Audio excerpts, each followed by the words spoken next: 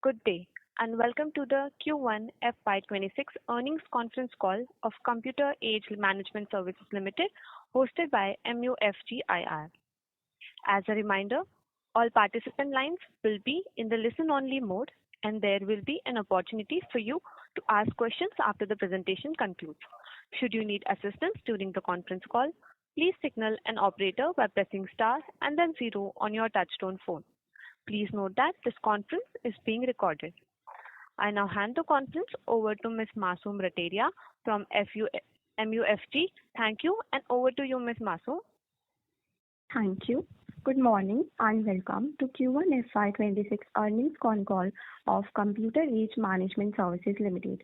Before we proceed to the call, I would like to give a small disclaimer that this conference may contain certain forward-looking statements about the company which are based on beliefs, opinions and expectations of the company as on date. The statements are not guarantees of future performance and involve an uncertainty which are difficult. A detailed disclaimer has been published in the investor presentation.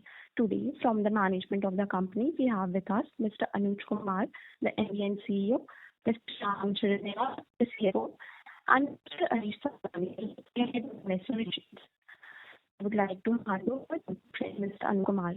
Thank you. Over to you, sir. I'm sorry to interrupt, but your voice is breaking. Hello. Yes, ma'am. Yeah, that's okay, Masoom. Thank you. Your voice was breaking towards the end. But thanks for the introduction. Good morning, everyone. Thanks for joining this 1Q earnings call of CAMS. We will follow the standard format of taking you through a structured deck between Ramcharan and I, which will last about 20-25 minutes.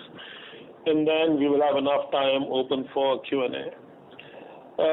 You would have now access to the earnings deck. I will just give you a prelude just in terms of broadly how the quarter went, and then launch on to taking you through the deck. So broadly, it was a quarter in which we did face some pressures and some headwinds, and I think the fact that the financial metrics are still looking very strong, and I'll get to them in just a bit. It's been a great job done by the team to get us the results that we have. You're aware that because of telescopic structure, we do face some pricing pressure as AUM overall expands. We'll also brief you back in January 25 that in a large account, we were trying to do a reset of prices just to bring them at par with the market. And that reset was supposed to last the next 3 or 4 quarters. I think the good news is that reset is almost complete. Over 90% of what fare emissions, etc., we had to give have been given in the 4th and the 1st quarter. So what you will see is a very marginal impact going forward, and the results that you see, both revenue and bottom line, EBITDA and PAT, are after doing almost 90% of the price reset in that large account. There is very little more to come after that. You're also aware that in the 1st quarter, we typically take a cost expansion largely led by salary increases, increments, and those kind of things, and wherever we have annual maintenance contracts, wherever the price goes up. So all that is on the base now, which means all that impact has also been taken from a 1Q perspective. After all of this, which means some impact of telescopic pricing, setting right about 90% of the price emissions and taking them in the base, all the expansion in cost largely led by salary increases for the year. And the last thing I would say is that specifically from a capital markets perspective, you are aware that the KRA business, not just for CAMS, but across the industry, has been impacted, given everything which has been happening, including the smaller number of new accounts which are being opened for F&O and regular trading, DMAT, etc., also in mutual funds. So our KRA business from a year-on-year and a quarter-on-quarter perspective did see some contraction. All of this having happened in the quarter, for the quarter, you still see an EBITDA percentage which is north of 43% and a PAT percentage which is just short of 30%. And I think this vindicates the resilience of the model that we've had quarters. If you go back to 2nd and 3rd quarter last year, we had tailwinds across the board, MF, non-MF cost, all of that. And I think despite taking some headwinds that I stated about, most of which bringing in the kind of financial metrics that we have posted, especially on the profit line. But across the board, if you look at financial metrics on a year-on-year basis, we've had, I think, we've kind of delivered an act which is pretty strong. So that is something I wanted all of you to know as a preface. I'll jump onto the main deck, and I'm on the chart on business highlights. Very pleased to share with you that for the first time in history, we crossed $1 trillion of 50 lakh crore of overall assets. Must also say that in July, this did inch up to about 52, sometimes 52.5, and we'll see how the rest of the quarter lasts. But 50 trillion or 50 lakh crore was a significant achievement. We retained market share with 68% by AUM. At the same time, our equity assets surpassed the 25 lakh crore mark. Again, if I look at July, these have been hovering in the just short of 27, which is between 26.5 and 27 lakh crore. And inflows continued despite all the volatility and just the plethora of news items that were coming in. So that's again from a foundational metric perspective a very strong act. Overall AUM across businesses in mutual fund grew 22%.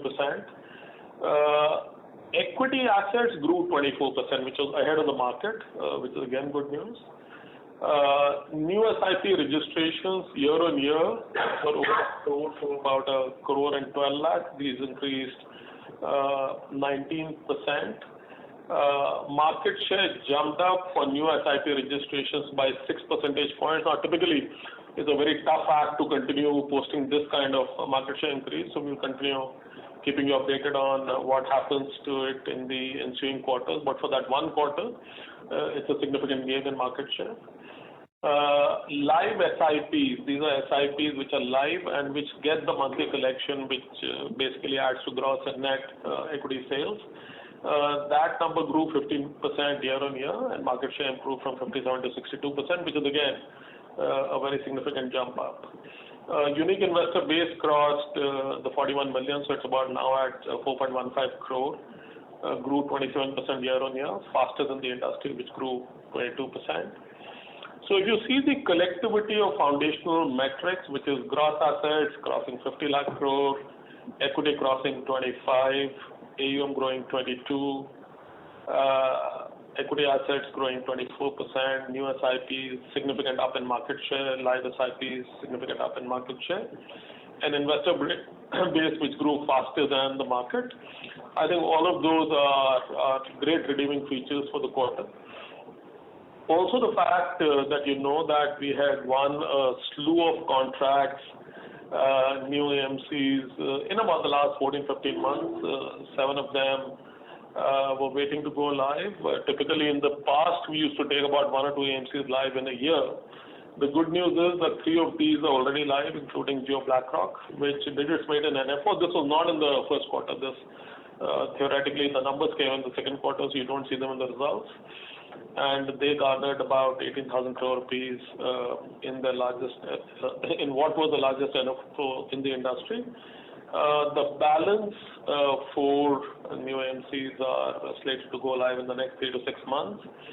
We also took C-Bank, which is the first official, I would say, national client and asset management, live during the same period. So they are live and working on the CAMS platform.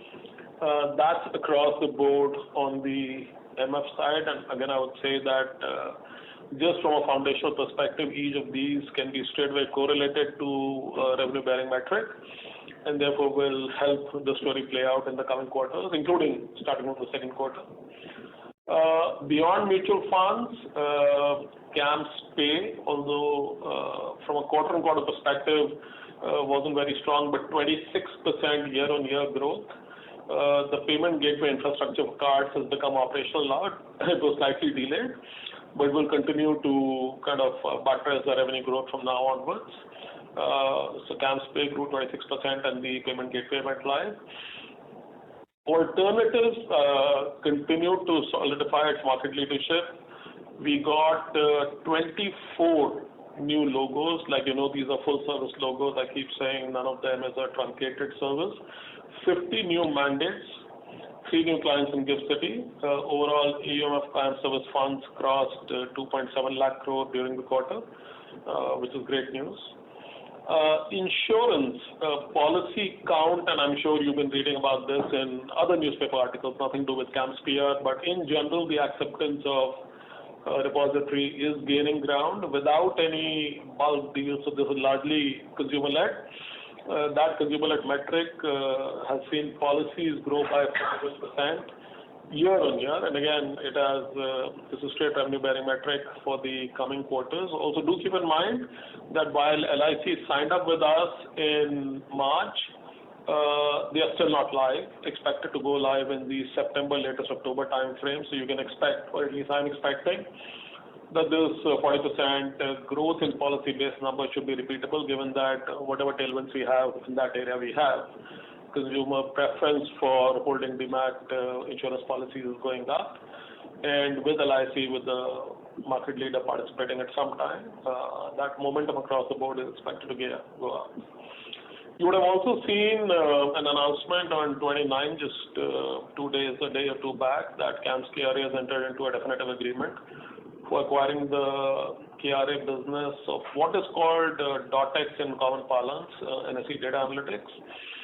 Do keep in mind, this is like a slump asset sale, so we're not bringing in the infrastructure or large count of employees or rents or leases, etc. This is largely the inventory of PANs goes up on a base of 2 crore PANs that CAMSKRA has. This adds about 13-14 lakh. So it's straight away accretive to revenue. Does not brings in very marginal cost, which is rebadging about 3 or 4 employees. And getting out of the leases, we won't be using the data center, etc. All of that will just come and sit on the CAM system. That is the transition part. So this is something we've been working on for some time, and again, coming from the NSE stable, is great accretion to the overall KRA business, and will be significantly revenue accretive, but very marginal cost, a small fraction of the cost will come to us. CAMSKRA otherwise broadly continued to onboard strategic clients. The good news is that one more of the top 5 brokerage houses, that we started breaking into DPs and brokerages in about the last 30 months. We've broken through one more. Otherwise, the aggregate new logo additions is 40, large, medium, small, all kinds.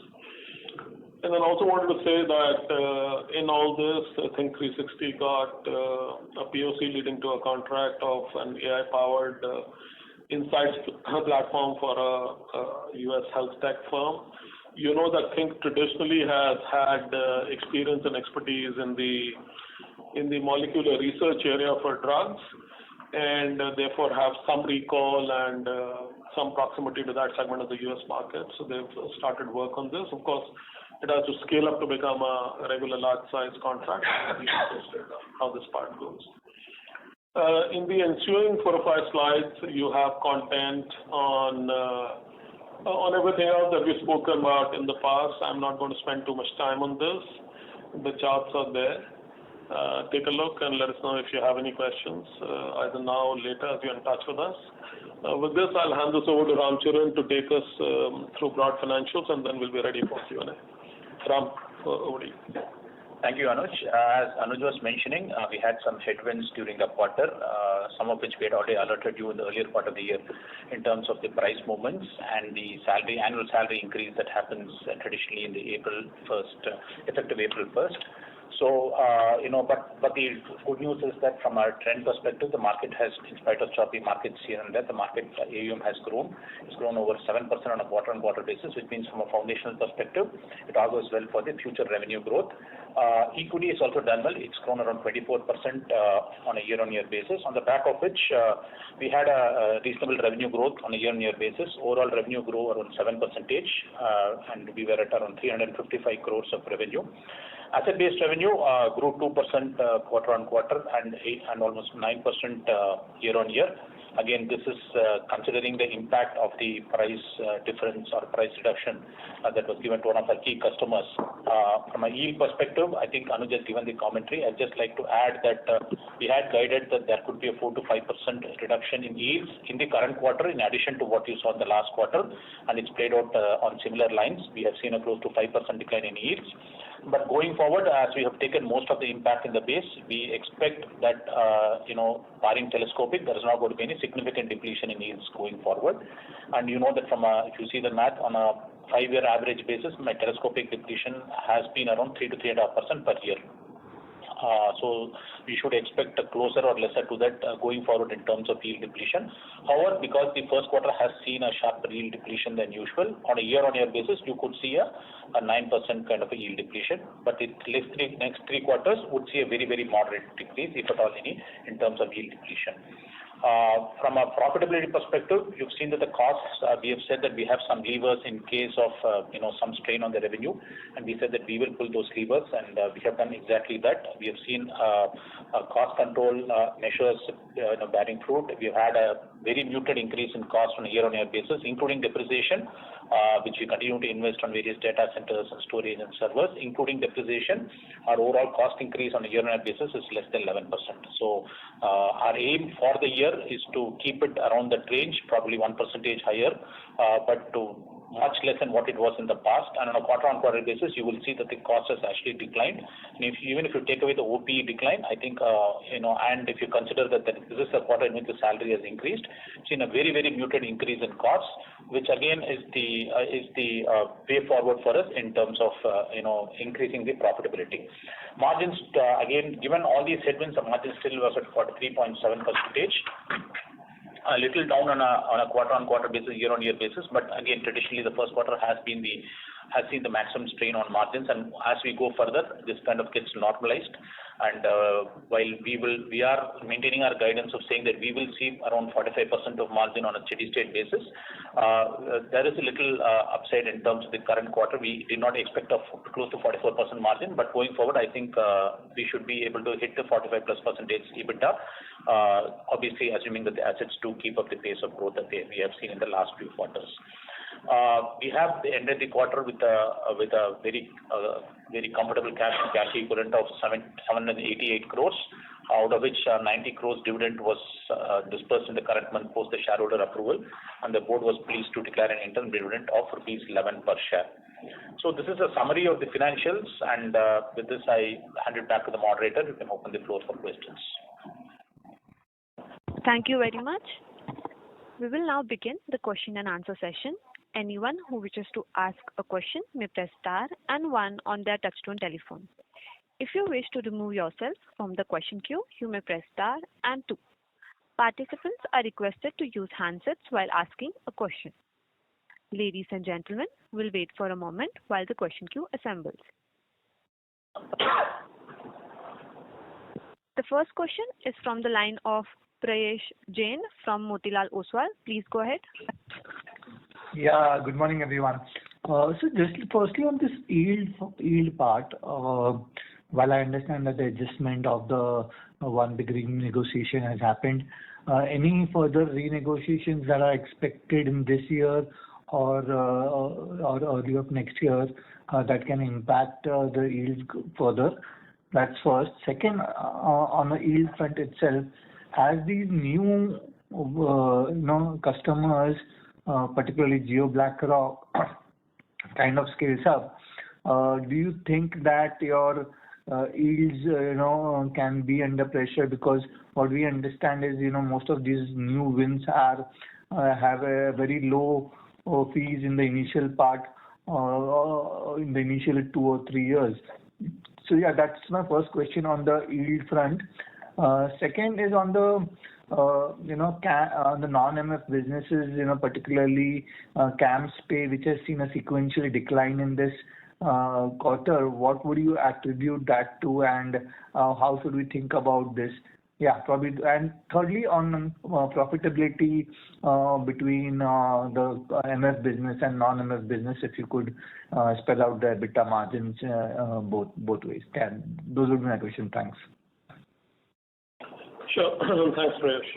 So I'm sure you appreciate that our guidance with respect to prices, yield depletions, etc., plays out almost exactly the way we predicted to you in the last 4 or 5 years, which is that we don't want any asymmetry to exist between what we are anticipating in terms of events happening and what you see.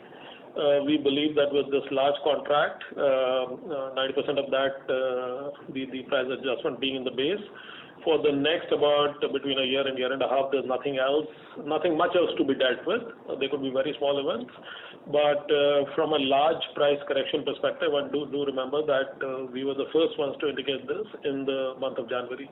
So from a price perspective, like Ram said, about a 3% annual depletion is something you can estimate to be in the base. And nothing much beyond that except the balance 7-8% of this price adjustment will you see coming in. That's point number one. Point number two, from a new AMC and Jio BlackRock perspective, yes, a large number of them have now are going live and will go live. Typically, their accretion to overall fees and overall profitability, etc., is small. In the case of BlackRock, their ambitions are very large, so we will see how that scales up over a period of time. It is not true that we have given some very large price remissions. Typically, one or two of these elements, are given at more, I would say, competitive pricing. But it is not that we've done anything very significant for these new logos.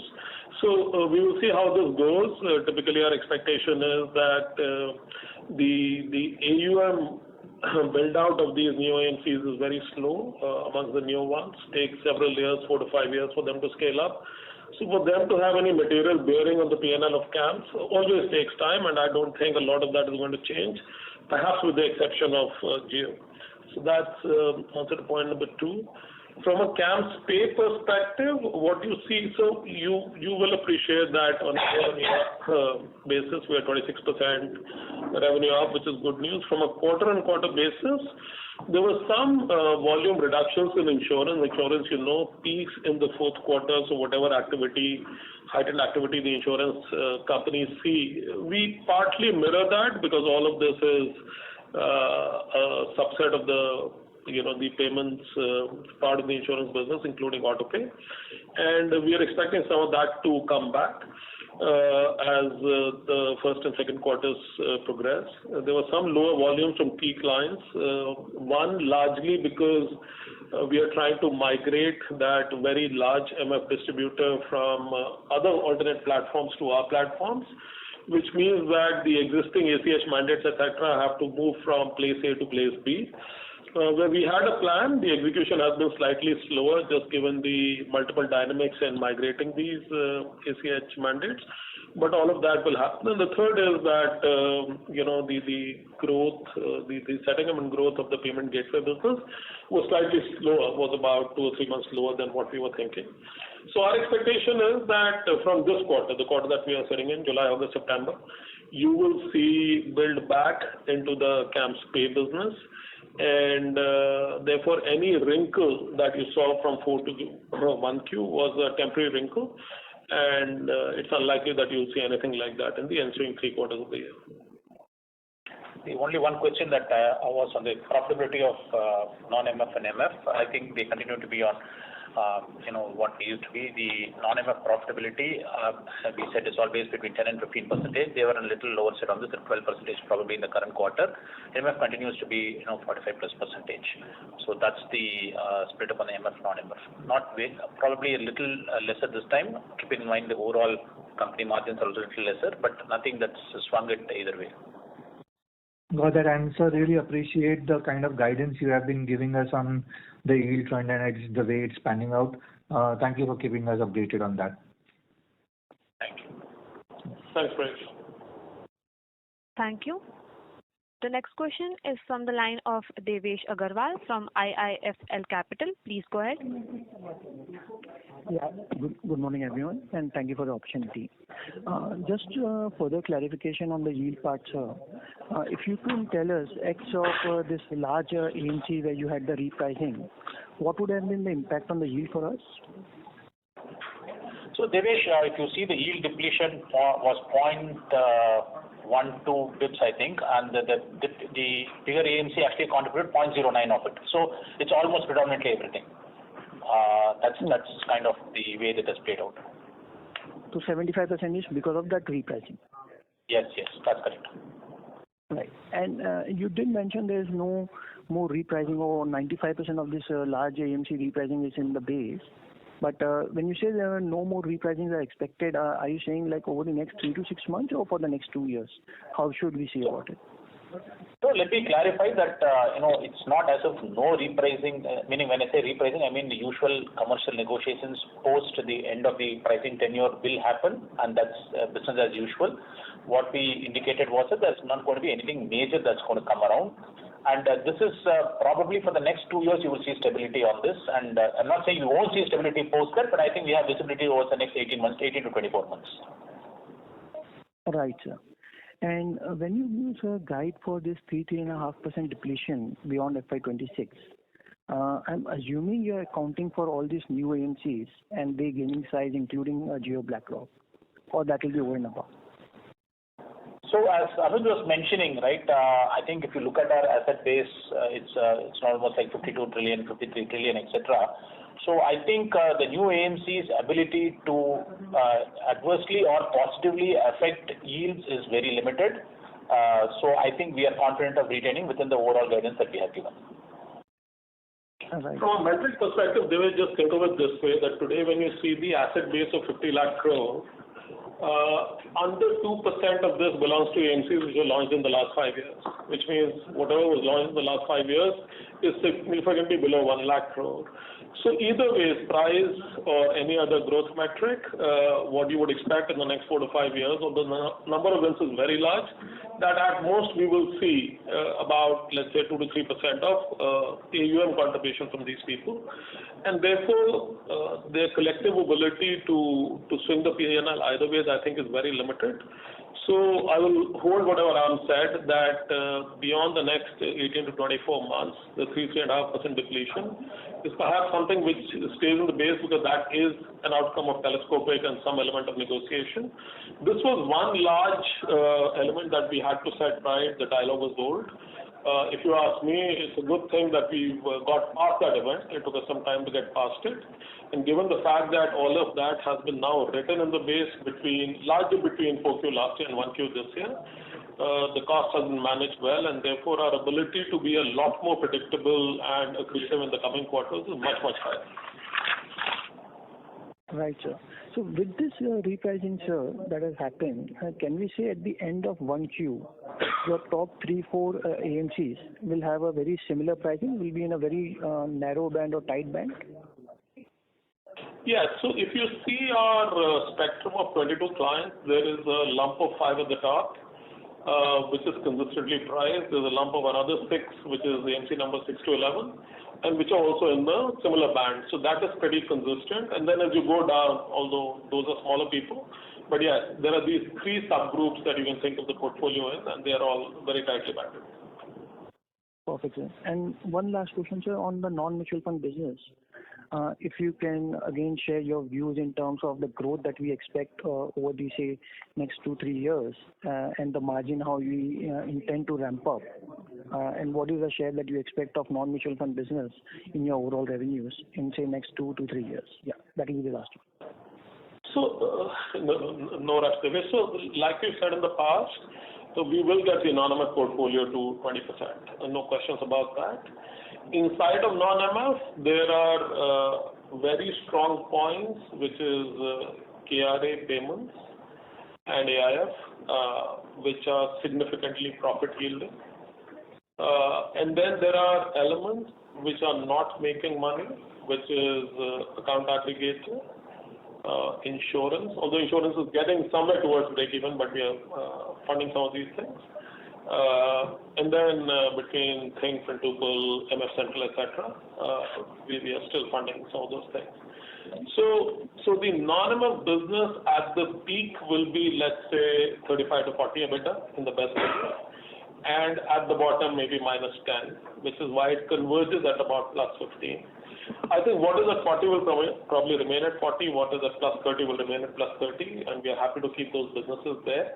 The trick is to get the -10, -15 guys over the hump and get them to positive territory. And I can tell you that, for example, in insurance we are seeing then let's say at a 25 to 27, maybe 30 crore revenue, we will get to positive. In account aggregator at about a 10, 11 crore revenue, we will get to positive. In most platform businesses which have small labor, that's amount of fixed cost that we deploy between 10 to 15 crores. So what I'm very positive about is that pouring more revenue into insurance, into account aggregator, and between Think and MF Central. And MF Central is also not very far, although we've been funding it for the last 4-5 years, but we are very sure of getting to that point. So therefore, 20% overall revenue contribution, getting in the next 3 years non-MF aggregate to be, let's say, between 25 to 30% profit contribution and not around the 15% is really in the realm of reality. You can expect that to happen. Perfect, sir. Thank you so much and all the very best. Thank you. The next question is from the line of Uday Pai from Investec. Please go ahead. Yeah, thank you for taking my question. Just one clarification on the yield side. So you mentioned that out of the 0.12 basis point depletion this quarter, a large part was on account of that single AMC. So the remaining was purely on account of telescopic pricing, or did we have any other repricing from any other customer? That's the first. And secondly, I would like to know the breakup of KYC revenue in terms of brokers and AMCs. So that's the two questions. Sure. The first question, there is just one more customer who had a very small price reset that happened, so it was not significant. So you could assume that a lot of this is because of the telescopic pricing. Again, as we said, that going forward, there could be, not to say there could be zero price resets when happen. When we say price reset, it's not a significant one. It's every time there is a rollover, there is some discussion that there, depending on the growth of the AMC, there could be some moderation in rates that could happen. So I think that's a BAU kind of an event that has happened, so nothing significant from that perspective. So predominantly, it is the major customer yield depletion that you're seeing. The second part of it are, if you see from an AMC to brokers perspective, around 30% of the KYC revenue will be from the brokers and DPs perspective, and 70% will be from AMC, and that's the metric that's been trending upwards over the last few quarters. Sure, sir. That's it from my side. Thank you. Thank you. The next question is from the line of Abhijit Sakhare from Kotak Securities. Please go ahead. Hey, good morning, everyone. I have just one question on OPEX. So this quarter, generally what we've seen for the last few years is that, the first quarter OPEX is roughly around the 25% mark as a percentage of overall OPEX for the year. So should we assume that to continue this year as well, which automatically implies that, the OPEX number broadly kind of settles at this level? So any color on that would be helpful. So, Ajit, I'll just split it into three, right? So, the major cost, is the employee cost. Then there is the operating expenses and other expenses. On an overall, if you see year on year, including depreciation, we have been probably between 10 and 11% growth in the current quarter, which I think is a very moderate level. Now, going forward, given the nature of the business, we do not see significant addition in manpower that is happening. So we should actually have some cost increases happening from an employee perspective, but it will not be significant because the appraisal cost has actually been baked into this. Operating expenses, is colored by OP, right? And if you see in the current quarter also, there's been a reduction in OP in the revenue as well as cost. But if you take that away, it continues to be around 13% of overall thing. And other expenses are, the first quarter we'll see the maximum because of AMC renewals, etc. So while we do not foresee any big increase coming up in the remaining part of the year on any of these exceptional things coming up, any of these things, I continue to hold the view that we should be able to contain the cost increase at around 11 to 12%, worst case scenario, or probably a little less than that on a year-on-year basis for the entire year. Whether it will be following the trend of first quarter, I think it will be, with a small increase here and there because of some amount of employee additions that will happen. But overall, if I were to project a cost increase on a year-on-year basis for the entire year, I would like to keep it at 10 to 11%. Got it. Thanks, Ram. Secondly, the non-MF businesses put together, there are various, ebbs and flows across the business lines. But on a full year basis for the entire non-MF vertical put together, how do you think about, this year's revenue growth, given, the first quarter, how it has panned out for a couple of business lines? So I think Anuj mentioned the reasons why the first quarter on a year-on-year basis continue to see a reasonably good growth, right? So our aim is very clear, and we have the roadmap to achieve this 25% growth in non-MF revenue, right? On absolute terms, we ended last year around 190 crores of non-mutual fund, and would we be able to add on 25% on top of it? I think we have the path to do it. I think we have the way to do it. So we stick to that guidance that it will be a 25% growth in non-mutual fund on a year-on-year basis. Thank you so much, and all the best. Thank you. The next question is from the line of Dipanjan Ghosh from Citi. Please go ahead. The current participant has disconnected. So may I move to the next participant? Yeah. The next question is from the line of Madhukar Ladha from Nuvama Wealth Management Limited. Please go ahead. Hi, thank you for taking my question.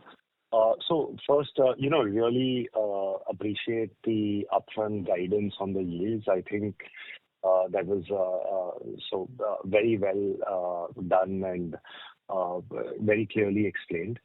My question is, first, how many of the mutual fund customers and the large ones come up for renegotiation in the balance part of FY26 and FY27? If you can just sort of break down for FY26, how many are there, and then FY27, how many of the customers do?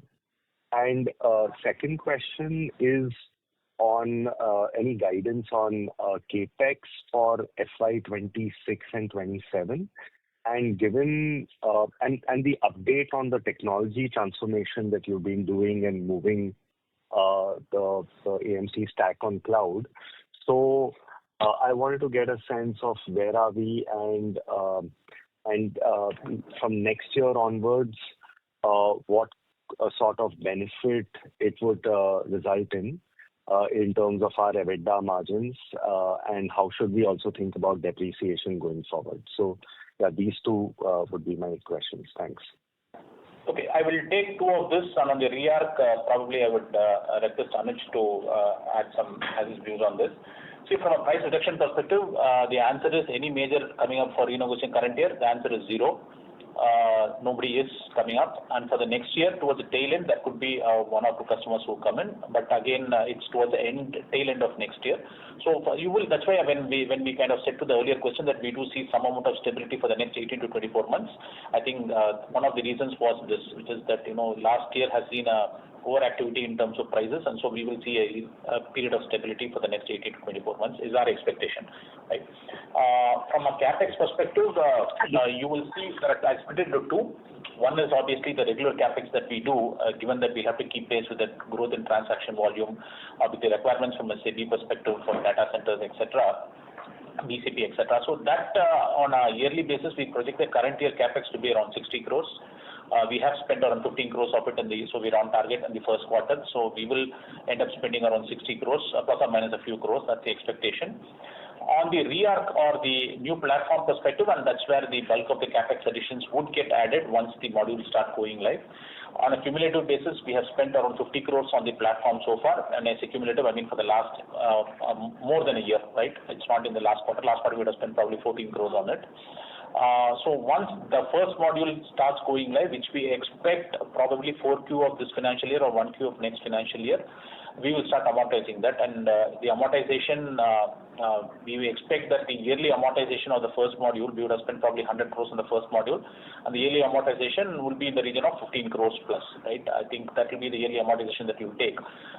So that will be the increase in depreciation cost that you will start getting from most likely from next financial year, or tail of it could be in the last quarter of the current financial year.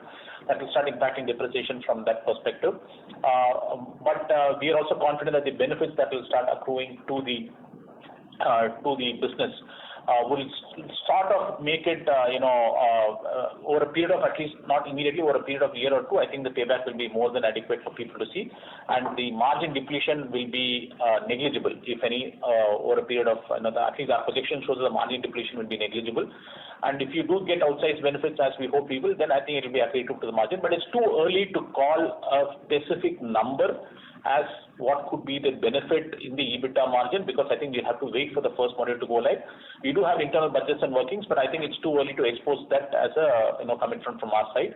We will track it very closely, and as we get closer to the first module going live, we will be able to give you a better picture on what is the benefits. But we are very clear that this will have a positive impact on the profitability going forward. Whether it is going to accrue directly from FY27 or from FY28, I think something that we'll have to wait and watch.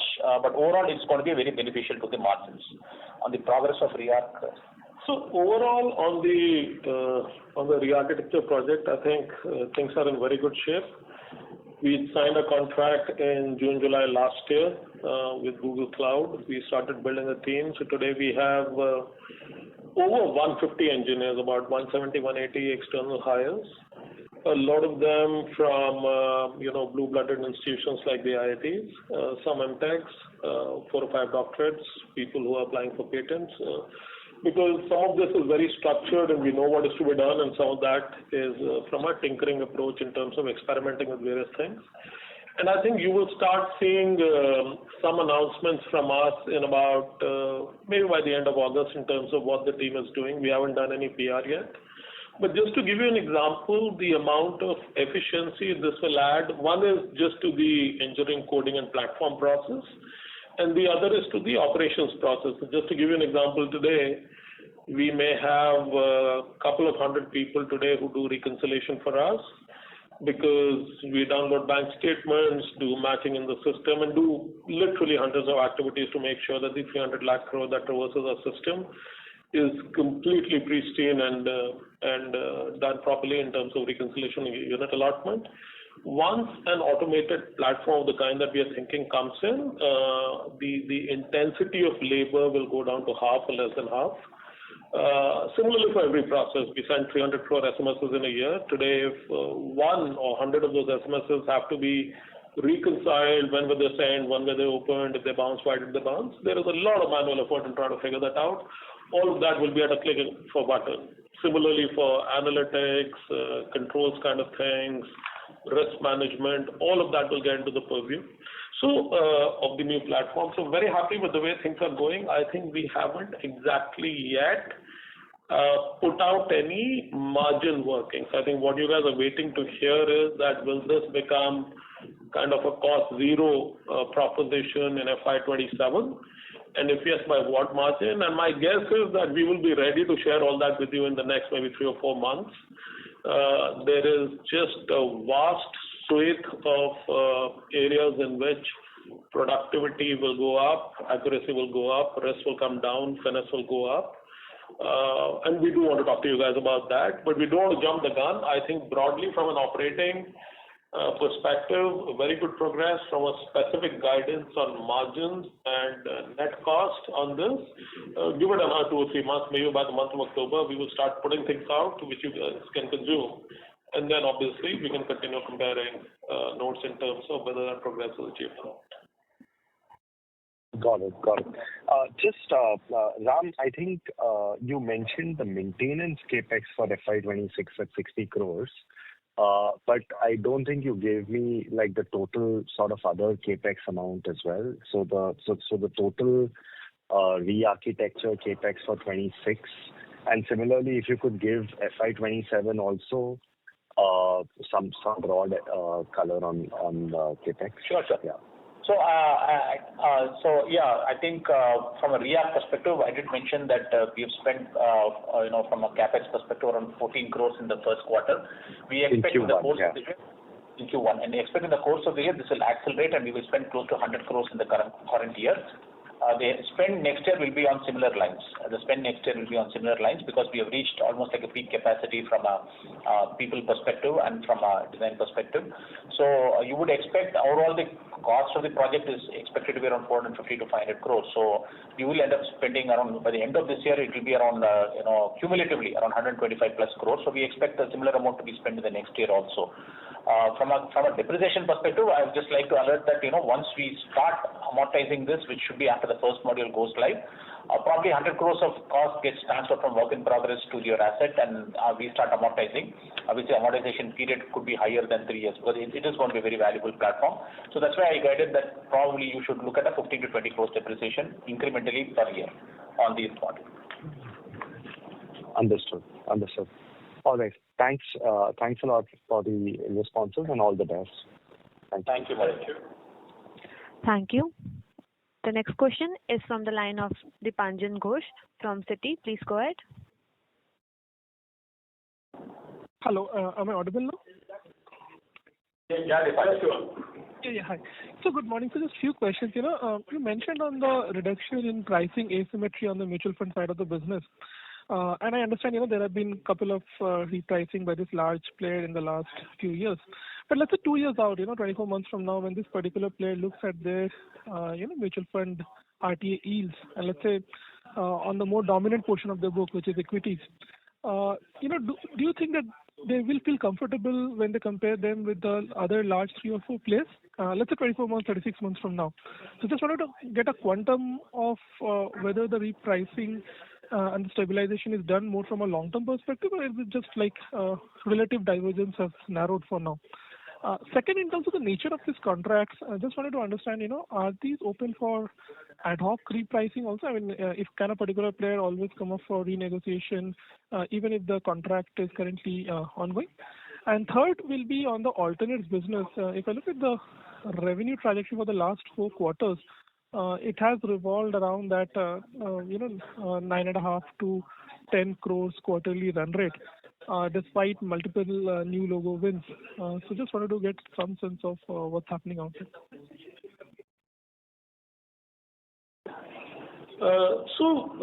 Broadly to answer your first question on whether when I said asymmetry, I meant what we know versus what you guys know. We want zero asymmetry there and feel happy that we've been able to kill that. The mutual fund market typically honors contracts, and out of turn requests for adjustment. It's not that it's impossible, but don't happen very often. So broadly, from a principal perspective, you can take it that that's the way the market works.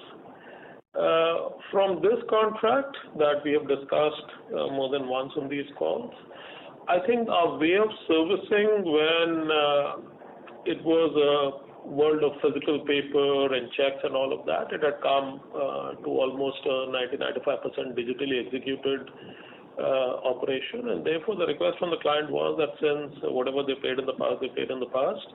Because of a different style of working, now since the style of working after COVID is more or less the same, why not look at a uniform pricing? So while you can say that it was out of turn, that dialogue started maybe in 21, 22. It took us 2 or 3 years because it was a large quantum to set right. And like I said, I'm happy that that is now behind us. With that being behind us, I think one principle that most of these clients believe should apply to them, because scope differentials are very small. There was a time when scope differentials were deeper. We were doing A, B, C, D, E, F for someone. We were doing A, B, C, D, E, F, and G, H for someone else. So someone else had 30% more scope. Were they willing to pay? The answer was yes, and that's how the market went. In a digital era, there could be a client who does 100% digital, and there could be someone who does 85%, but I don't think we have any 80% digital client. So the kind of work, the amount of work more or less is converging, and therefore parity becomes an argument from their side. And parity in a size cluster. So if you are in a size cluster of the top 5, the next 5, the next 5, the next 5, and the tail beyond that, do we look similar is a requirement. You guys also have access to scheme accounts, so you can take a look yourself. But from our side, I think one thing that we've done now is that anything which can look like a wrinkle in that principle largely does not exist. You can also take a look once these scheme accounts come out. So I think that's one large objective that we have achieved. And we've also made sure that in some of these new clients, you may have seen one logo that we had one, let's say, at a price of 100. The competitor had offered 80 rupees and then walked away, saying he doesn't want to cut.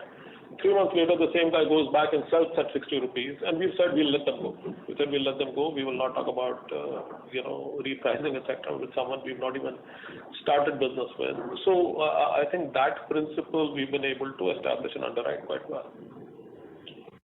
On the AF, Dipanjan, actually, if you look at the core AF business, I think they have grown pretty well. On a year-on-year basis, I think they have grown. If you take away the multiple size of things, only from including GIFT City, they were actually, I was just looking at the numbers once you asked the question, they were actually around 840 lakhs per quarter in the last, I think, year. They have now come up to around 970. So pretty okay, meaning it's not going to be a 50% growth business. I think that we have been very clear with you also.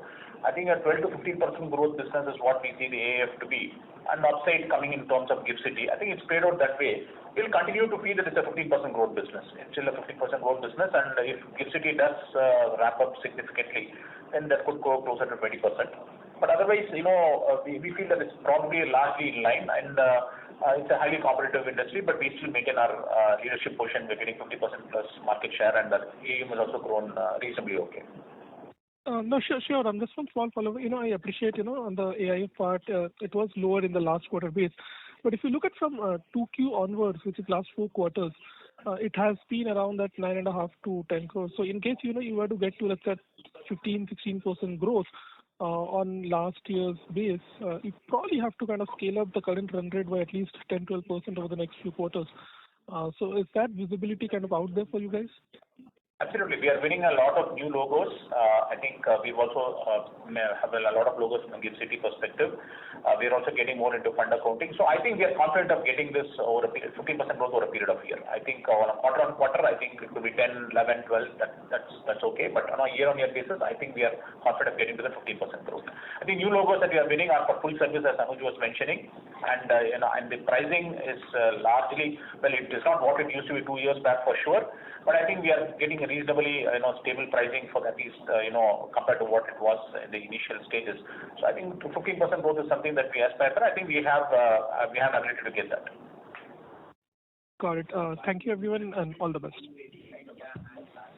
Thank you. Thank you. The next question is from the line of Sabil Gopia from Unifi Capital Private Limited. Please go ahead.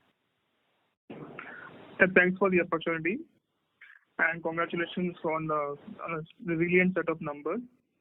So I just had one question, first on the yield part, sir. So in the last quarter, we had given a guidance of 6 to 7% YOY decline from 4Q FY25 end yields, and this has been now sort of revised to about 8 to 9%. So is my understanding correct?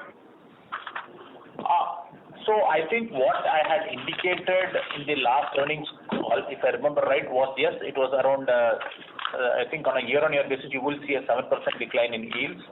I think it will be a little higher than that. It could be 8%. But again, this is an estimation of what happens in the remaining 3 quarters. So I think the range is broadly okay. Okay, sir.